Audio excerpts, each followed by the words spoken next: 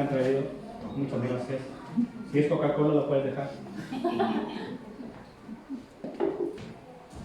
Otros vuelven esta noche, vuelven de Sevilla, algunas mujeres que están atendiendo una actividad de la UMBE, mujeres de la Unión Bautista. Y hay diferentes cosas, oremos por ello también. Pues nada, continuamos con 2 de Timoteo 3:16. Hemos estado durante las últimas semanas hablando de este texto. ¿Y cómo dice el texto? Toda la Escritura inspirada por Dios y útil para A ver, vamos a hacerlo como un buen coro. A la 1, a las 2 y a las 3. Toda la Escritura es inspirada por Dios y útil para enseñar, para redarguir, para corregir, para instruir en justicia. Amén. Y hemos visto que la Escritura es inspirada, hemos tenido un poco de enseñanza de ello, hemos visto que nos enseña y también hemos hablado, y hoy vamos a hablar acerca de redarguir. ¿Qué significa la palabra redarguir? ¿Algunos saben? ¿Qué significa redarguir? Animar. Yo busqué la definición en la RAE y la verdad que no me deja convencido, por supuesto, porque la he visto también en el griego, lo que significa.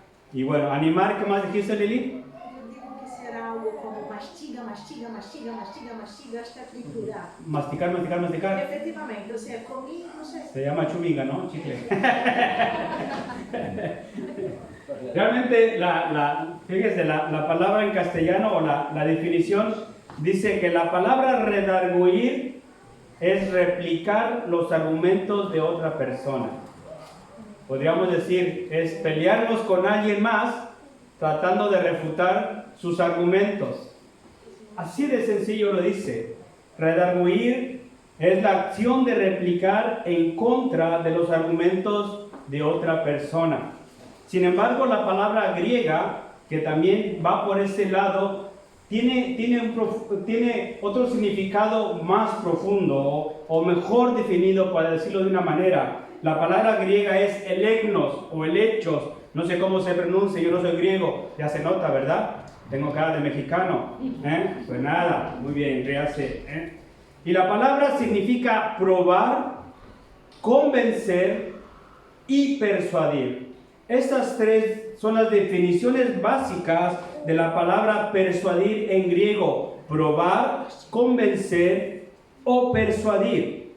Y esto tiene como propósito el refutar, redarguir, convencer o también amonestar a una persona. Pero ¿cómo lo hace? Lo hace a través de presentar evidencias, que esto es importante. Cuando Daniel y su esposa nos daban un taller allá en Guadalajara, cuando estuvimos en retiro de OM, una de las características de las personas era que no les gusta que les digas nada si no tienes evidencias de que eso es como dices que es. Y a veces hablamos sin saber. Es que me dijo... ¿Quién te dijo? Alguien que le dijo, que le habían dicho, que escuchó por ahí. ¿Verdad? Y no hay evidencias. Pero aquí no se trata de refutar porque queremos refutar porque yo puedo hacerlo, porque yo sé hablar. No, se trata de presentar evidencias que ayudan a demostrar, a rebatir o a corregir la posición o el pensamiento de alguien.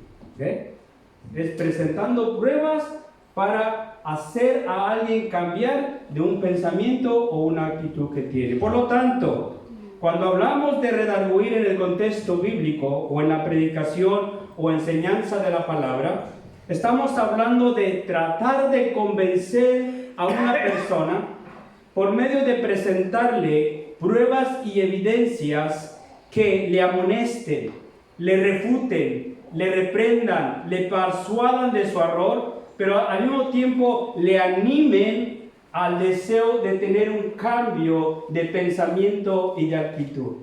No se trata de pelearse por pelearse, sino de hacerlo con un propósito. Pablo exhorta a Timoteo, y miren lo que dice ahí 2 de Timoteo 4:2, ya que lo tiene, vamos a leerlo. ¿O no lo había abierto o sí? 2 de Timoteo 4:2.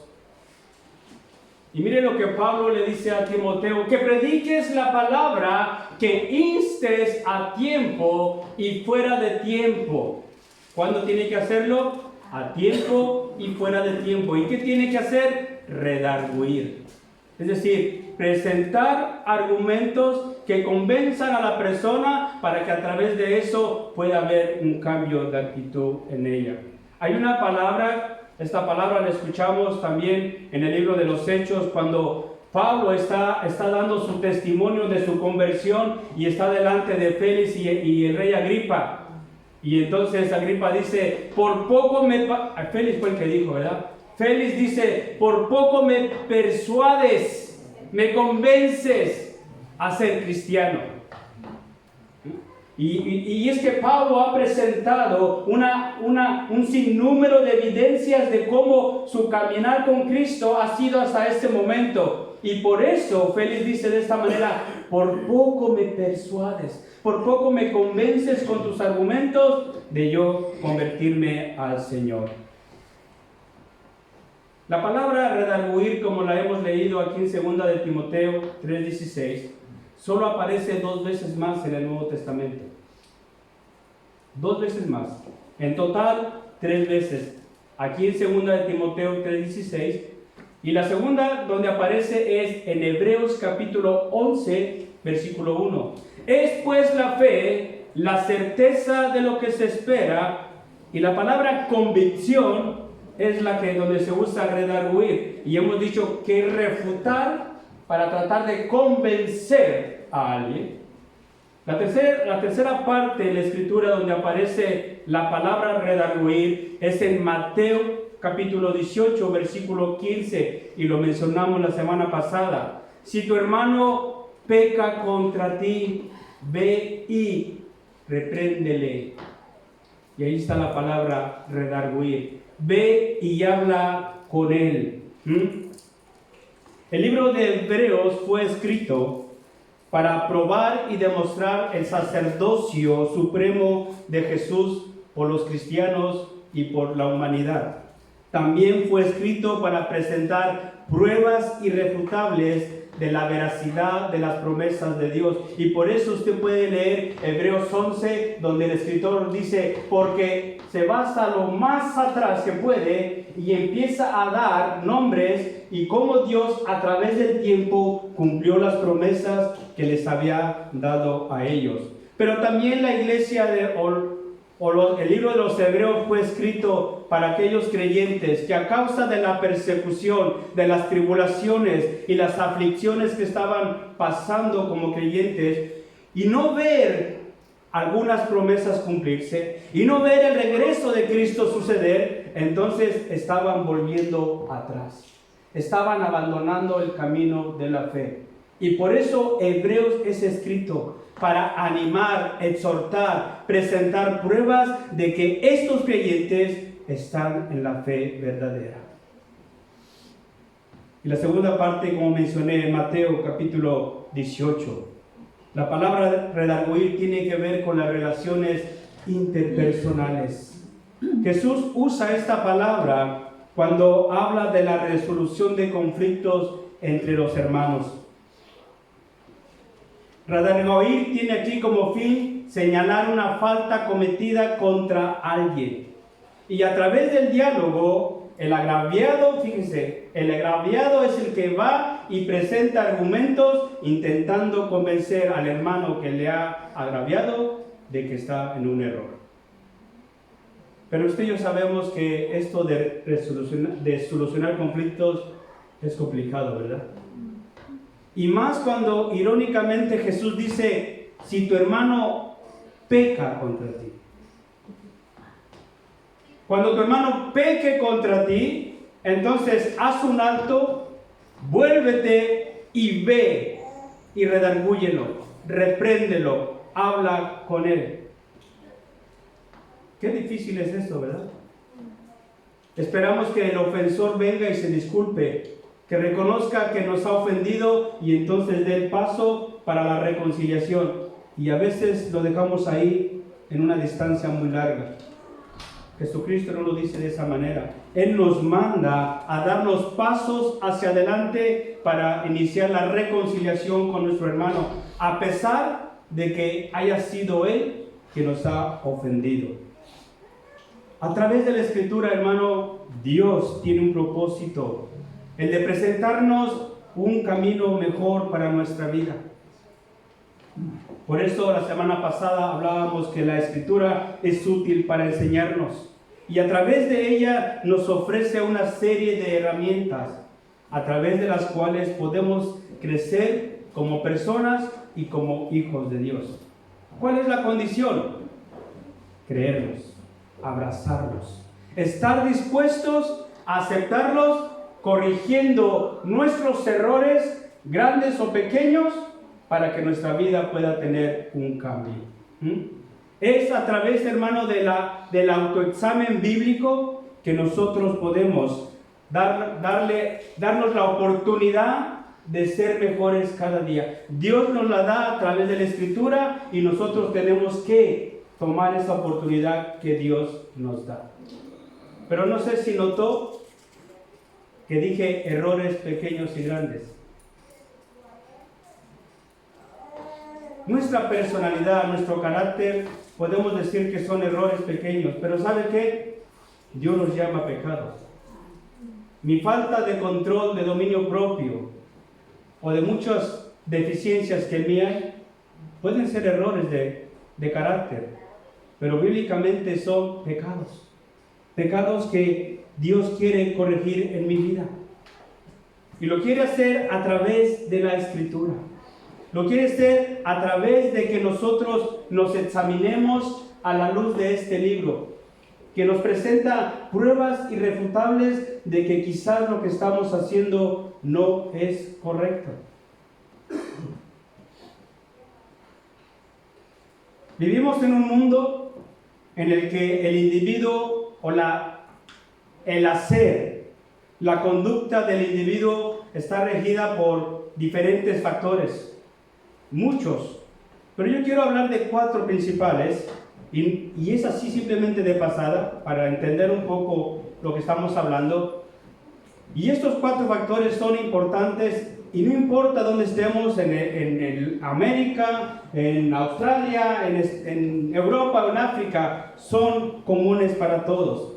Y el primero de ellos es la sociedad. La sociedad es ese motor que no para, que continuamente va modelando la cultura donde vivimos. Y aquí lo podemos ver. España no es la misma de hace 20 años, ni es la misma de hace 30, ni de hace 40. Hace 50 años aquí había un régimen, o estaba terminando. Y España era muy distinta. Así que la sociedad es ese motor que no para y que continuamente va modelando la cultura donde vivimos. Y a medida que la ciencia y la tecnología también avanzan, las estructuras culturales cambian. ¿Y sabe usted cuáles son las estructuras culturales? El pensamiento y el hacer. Porque conforme pensamos, así hacemos. Así que los países y las personas van cambiando conforme estas cosas avanzan. Y a veces cambian o se someten a ellas o las practican sin querer. ¿Cuántos de nuestros abuelos, por la necesidad, han cogido un teléfono móvil? No lo deseaban, no lo querían, pero sin quererlo se han ido metiendo en este mover de la tecnología o del avance tecnológico y muchas cosas de ese tipo. La segunda cosa importante son los valores. ¿Qué son los valores?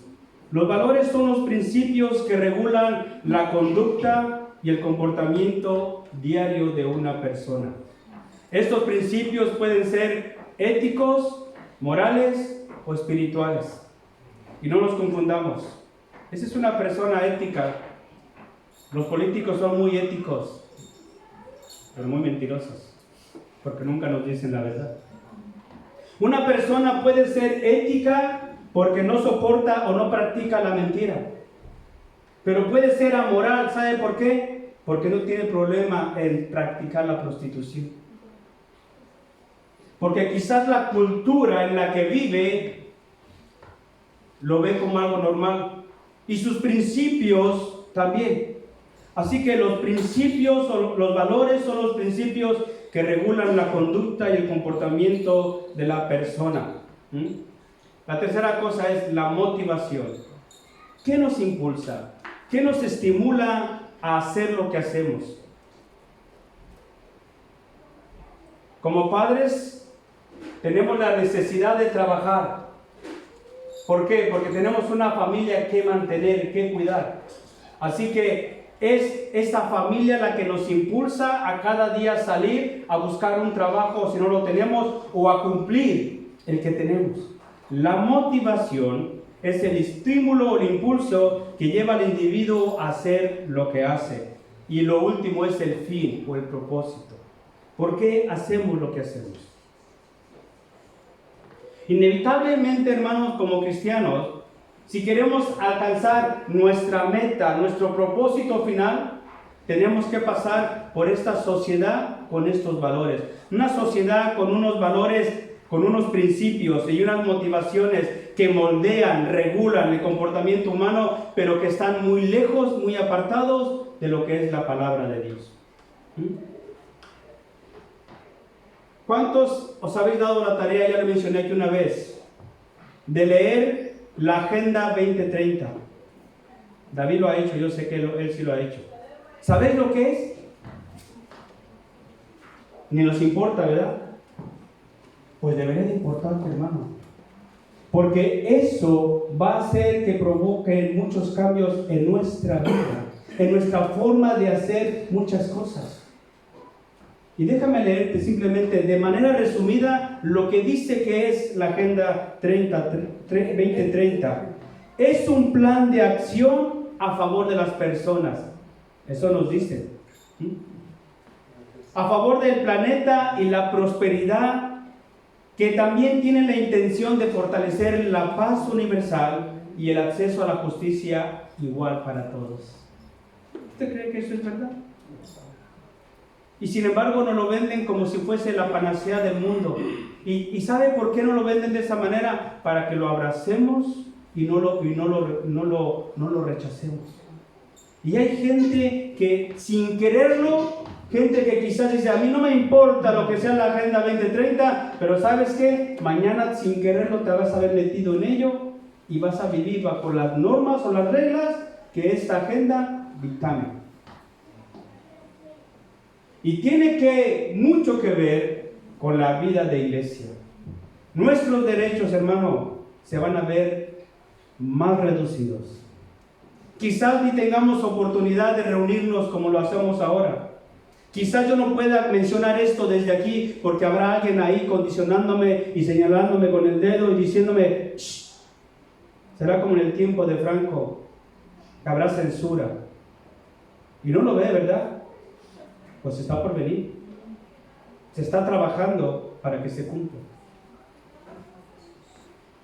Los que somos padres y tenemos hijos en edad juvenil o adolescente, nos habremos dado cuenta que a veces nuestra posición evangélica sobre determinados temas de la sociedad o determinados grupos políticos o grupos sociales no es aceptado del todo. ¿Cuántos de vosotros alguna vez habéis redarguido, rebatido con vuestros hijos sobre estos temas? Me acuerdo de mi hija Daniela. Ay, papá, es que estás tan antiguo, tan pasado, que no te enteras de que estamos viviendo en el siglo XXI y estas cosas son normales. ¿Cómo? ¿Cómo podremos probarles? ¿Cómo podremos refutarles? ¿Cómo podremos convencerles a nuestros jóvenes, a nuestros adolescentes, que estas modas sociales no son correctas ni son buenas para su vida? ¿Cómo lo haremos, hermano? Lo haremos a través del conocimiento humano que está pervertido, corrompido. y que no tiene la visión del cielo? Si queremos hacerlo de esa manera, déjeme decirle que poco vamos a poder convencer a nuestros hijos del error que la sociedad les presenta como algo bueno. Tenemos que echar mano de la Escritura. Echa mano de la Escritura. Persevera en lo que has aprendido. Decíamos la semana pasada que Pablo le dice a Timoteo, porque ellas te pueden hacer sabio para la vida eterna. Y acompáñeme ahora, 1 de Timoteo 6:11.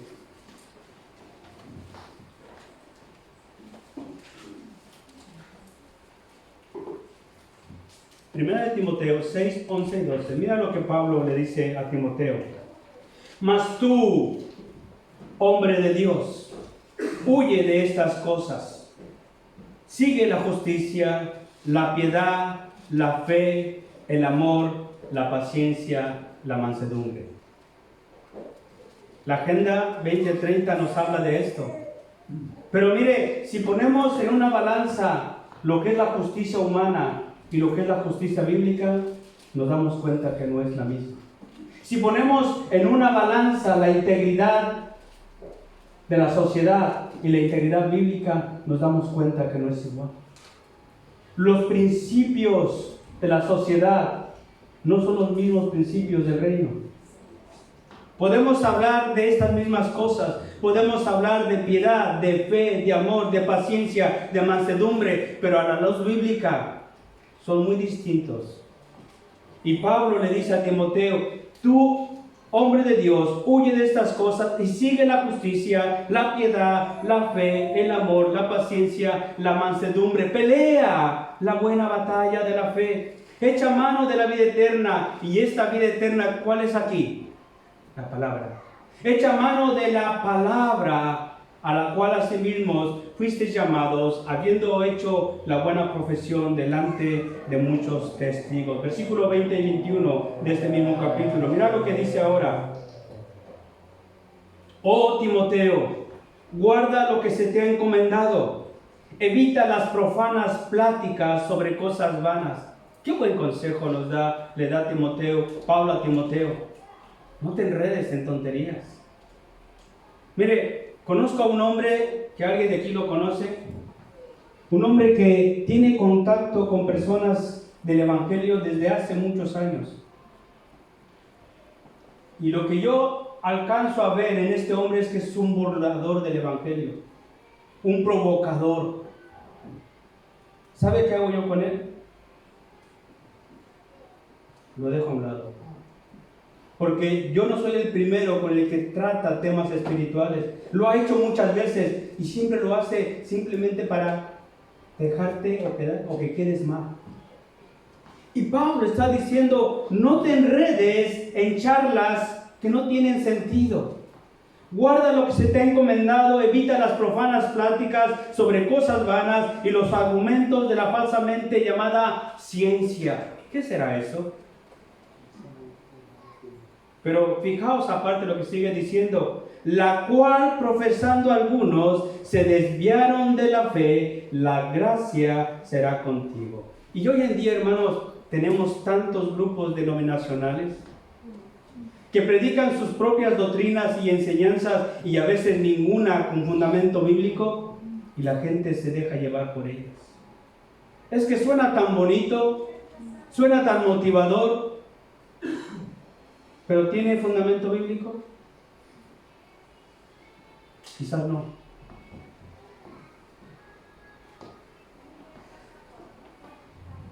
Tengo más texto para leer, pero lo voy a dejar ahí. Como cristianos, hermanos, tenemos una cultura celestial. No somos de este mundo, dice la Escritura. Y estamos regidos por valores los cuales no son terrenales, sino eternos. Son principios que no cambian con el paso del tiempo. Para Dios sigue siendo hombre y mujer los que se deben de casar. La sociedad lo cambia. Y lo ve normal. Los principios de Dios, hermano, van a pasar los siglos de los siglos y no van a cambiar. Y esta sociedad, yo no sé si llegaré dentro de 20 años, pero quizás lo que hoy nos están vendiendo como bueno, mañana no lo sea. Y la cultura se va adaptando a la sociedad. Y la sociedad va cambiando la cultura. Esto es así. Tenemos una cultura distinta, valores eternos, los cuales nos motivan y nos llevan a alabar y glorificar a Dios con el único propósito de que mañana cuando muramos vayamos al cielo y heredemos la vida eterna que nos promete su palabra. ¿Y cuántos dicen amén? Amén. Amén. Toda la escritura es útil para enseñar, útil para redarguir. ¿Y cómo redarguye la escritura al cristiano? Ya que estamos hablando de redarguir. ¿Cómo nos redarguye la palabra de Dios a ti y a mí, hermano? ¿Cuántos la habéis leído esta semana? No levante su mano, no se avergüence. Pero mire, la primera manera como la Biblia nos redarguye o la palabra nos redarguye es cuando la leemos. En otras palabras, directamente nos redarguye, y esto ocurre cuando la tomamos y la leemos y nos encontramos con un pasaje que te dice: Ricardo, esto eres tú. Tú estás actuando de una manera que no se corresponde con lo que dices ser. Cuando la Biblia, yo la leo y me confronta, me está redarguyendo. Cuando me habla de cómo está mi relación con Dios, cómo está mi relación con mi hermano, qué hago en lo secreto. O cuando me confronta con esos pecados habituales que tenemos algunos de nosotros, o esos pecados que practicamos a escondidas. Y la Biblia te señala y te dice: aquí tienes que cambiar. ¿Cuántos de vosotros habéis sido confrontados esta semana con algún pasaje bíblico? Acerca de lo que he mencionado, de tu relación con Dios, de tu relación con tu prójimo, acerca de tu caminar, de tu hacer, de tu pensar, de tu sentir. ¿Lo ha hecho? ¿O simplemente la leemos sin darnos cuenta de lo que leemos? También lo hace a través de la predicación. Ya sea que escuches YouTube y veas ahí a tus predicadores favoritos, o lo hagas aquí un domingo y lo escuches a través de mí o de Richard o de cualquier otro.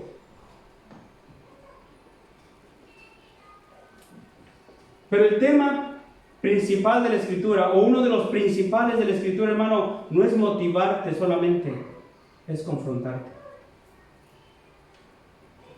Y si tú no te sientes confrontado con la palabra de Dios, más déjame darte un testimonio que me vino a la mente. Hace como unos 4 años, un matrimonio se fue de la iglesia. Y cuando les pregunté por qué se iban, me dijeron: pastor, es que cada domingo nos estás echando la bronca de que somos pecadores. Y yo le pregunto a usted: ¿cuántos de aquí habéis pecado esta semana? Entonces, ¿qué sois? Pecadores. ¿Y qué debo? ¿Consolar tu pecado, confortar tu pecado, animar que sigas pecando? ¿O te debo confrontar con tu pecado? Que luego no hagas caso es otra cosa. Pero la Biblia nos habla de amonestar, de exhortar, de corregir, y lo hace a través de la predicación. También tenemos que hablar del amor, de la paz, de la bondad, de la paciencia y de otros temas, pero mayormente, hermano, como somos personas corruptas, personas que nos engañamos a nosotros mismos, necesitamos constantemente ser redarguidos, ser confrontados para que nuestra vida esté bien con el Señor.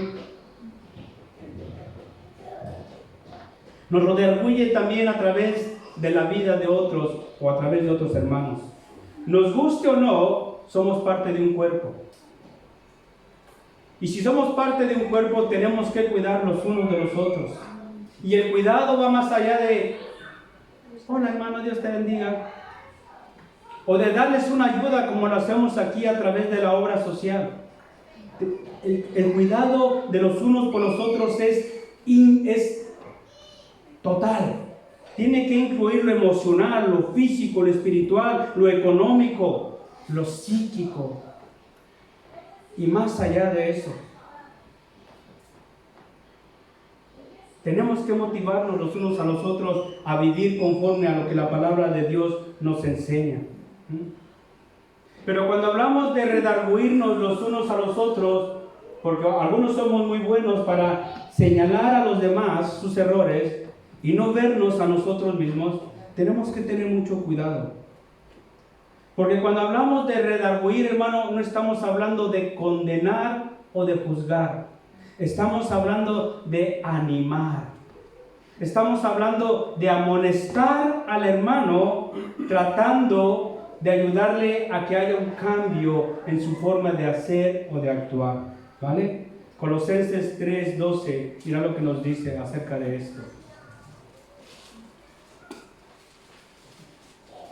Colosenses 3:12 al 13, Pablo dice de esta manera: Vestíos pues como escogidos de Dios, santos y llamados, de entrañable misericordia, de benignidad, de humildad, de mansedumbre, de paciencia, soportándoos unos a otros y perdonándonos unos a otros, si alguno tuviere queja contra otro, de la manera que Cristo os perdonó, así también hacedlo vosotros. Cuando nosotros vamos y hablamos con un hermano, le redarguimos o le corregimos, la reprensión debe de hacerse con amor, mostrando la verdad y no falsificando nada. Así que, hermanos, de esa manera tenemos que hacerla. Pero ¿cómo reaccionamos ante la advertencia? ¿Cómo reaccionamos cuando alguien viene y nos señala un error en nuestra vida? Normalmente solemos enfadarnos o solemos no recibir aquello que nos ha sido dado. La manera como reaccionemos, hermano, hablará de cuánto queremos agradar a Dios y cuánto estamos dispuestos a cambiar en nosotros. Cuando no escuchamos la reprensión que se nos hace, somos como aquella semilla que cayó en el camino. ¿Sabe qué le pasó? Dice que vino el diablo y robó lo que había sido puesto en el corazón de las personas. Hay muchos ejemplos, pero déjeme mencionar uno que conocemos muy bien: Saúl y David. Los dos fueron reprendidos por haber hecho las cosas mal. Cuando Samuel fue con Saúl y le dijo: ¿qué has hecho? ¿Qué fue lo que hizo Saúl? Culpó a otros. Se justificó culpando a otros. Es que aquellos me impulsaron, me movieron a hacer lo que he hecho. Y por no haber reconocido su pecado, fue desechado. Cuando David fue reprendido acerca del pecado con Betsabé, lo reconoció. Se humilló, aceptó la disciplina de Dios y por eso fue restablecido. ¿Cómo reaccionamos, hermano, ante la exhortación, ante la corrección? Cuando alguien viene y nos muestra el error en el que estamos, ¿cómo reaccionamos? Lo dejo ahí también. Y segunda cosa, ¿cómo redarguye la Escritura al inconverso? Juan 16, vamos a leer. Juan 16, versículos 7 y 11. Y los cantos que hoy ha escogido Jess tienen mucho que ver con esto, porque nos habla de la predicación de la palabra. Pero mire lo que nos dice el apóstol Juan ahí en el 16, versículo 7 al 11. ¿Lo tiene? Pero yo os digo la verdad, os conviene que yo me vaya, porque si no me fuere, el Consolador no vendrá a vosotros. Mas si me fuere, os lo enviaré. ¿Y qué va a suceder cuando venga el Consolador? Dice: cuando Él venga, convencerá al mundo de pecado, de justicia y de juicio. De pecado por cuanto no creen en mí, de justicia por cuanto voy al Padre y no me veréis más, y de juicio por cuanto el príncipe de este mundo ha sido ya juzgado. Y este texto, hermano, nos dice una verdad innegable, que a veces nosotros queremos pasarla por alto. no somos usted y yo quien vamos a convencer a la persona del error de su camino. Estamos para predicarles el mensaje de salvación, pero el que hace la obra de conversión, de convencimiento, de redarguirles es el Espíritu Santo. Tú y yo solo somos instrumentos que Dios quiere usar para que llevemos esa palabra que el Espíritu Santo va a usar para hablar, redarguir, amonestar y convencer al inconverso del error de su camino. Será el Espíritu Santo el que le haga comprender la gravedad de su pecado y el que lo lleve al arrepentimiento. Tú y yo no tenemos fuerza. No podemos hacerlo. En el libro de los Hechos 2:37 leemos que Pedro se levantó y empezó a predicarles acerca del Cristo crucificado y resucitado. Y cuando terminó, algunos dijeron: ¿qué haremos para ser perdonados? Arrepentíos y bautícense cada uno de vosotros en el nombre de Jesús. ¿Cuándo vino la conversión? Cuando escucharon la palabra. ¿Quién hizo la obra? El Espíritu Santo. ¿Cómo estamos, iglesia?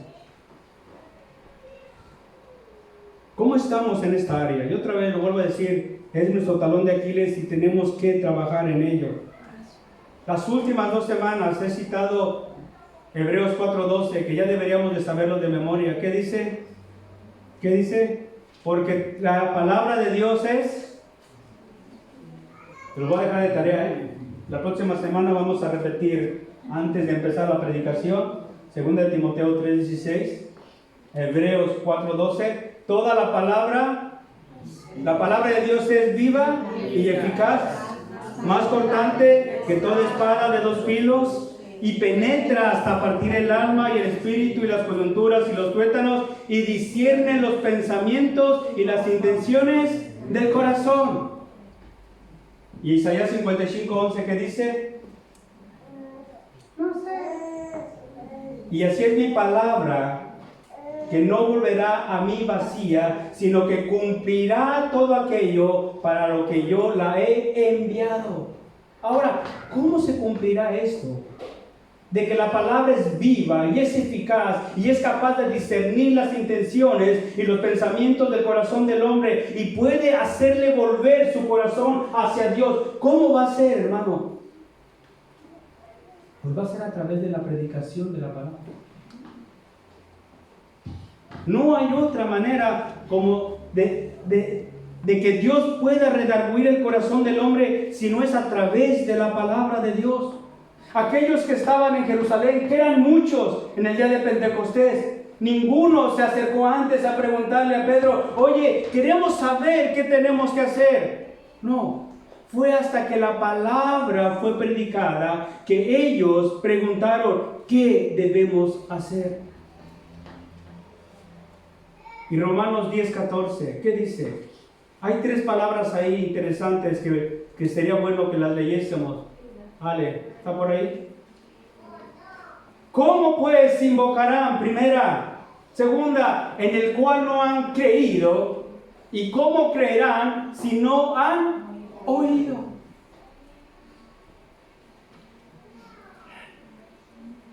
Dios ha hecho su trabajo. Dios ha enviado al Espíritu Santo para que Él haga la obra de redarguir al inconverso. Pero la manera de que se cumpla lo vivo que es la palabra y que pueda cumplir su propósito solamente va a ocurrir cuando tú y yo, que somos un reino de sacerdotes, una nación santa, un pueblo adquirido por Dios, que fue rescatado de las tinieblas a la luz admirable para predicar las buenas nuevas, se cumplirá cuando hagamos esto, cuando vayamos y prediquemos el Evangelio. Si no lo hacemos, hermano, la semilla de vida se nos va a podrir en las manos y no va a dar fruto. Para que dé fruto tiene que caer en buena tierra. Y quizás ahí el fruto será de 30, de 60 o del 100%. No lo sé. ¿Tenéis canto? Podéis pasar.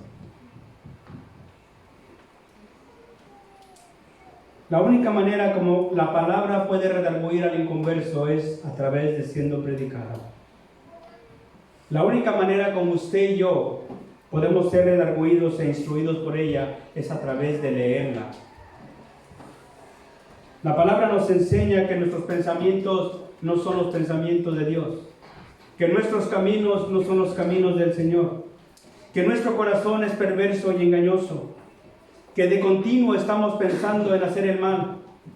Y la única manera de ser confrontados con esto es a través de la palabra. Es por ello, hermano, que se hace urgente que tomemos en serio lo que leemos, lo que escuchamos,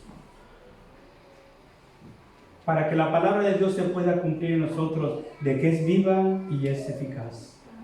¿Nos va a contristar a veces? Seguramente, sí, pero sabes que la tristeza que Dios provoca en nosotros es para vida eterna. La tristeza del mundo es para condenación, dice Pablo. Señor, queremos darte gracias. Y queremos orar que nos ayudes a poder ser sensibles a tu palabra. Cuando nos hablas a través de ella a nuestra vida y nos confrontas con la realidad de nuestro día a día. No queremos ser necios, ni queremos hacer oídos sordos, sino queremos escuchar y obedecer. Pero necesitamos que nos ayudes. Que el Consolador venga y nos ayude. Pero también ayúdanos, Señor, a poder predicar tu palabra, para que aquellos que no la han escuchado, para que aquellos que están esperando oír las buenas nuevas, puedan tener la oportunidad de oírlas.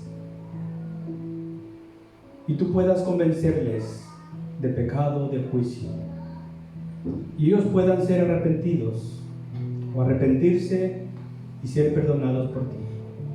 Señor, gracias. Gracias en el nombre de Jesús.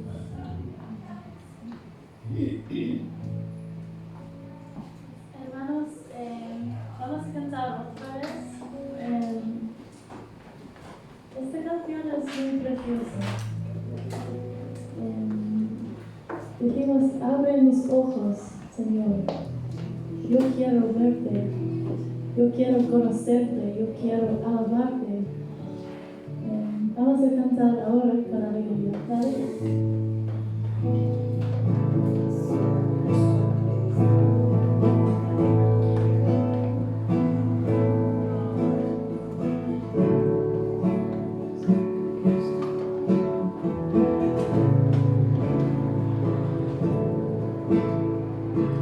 Abre mis ojos.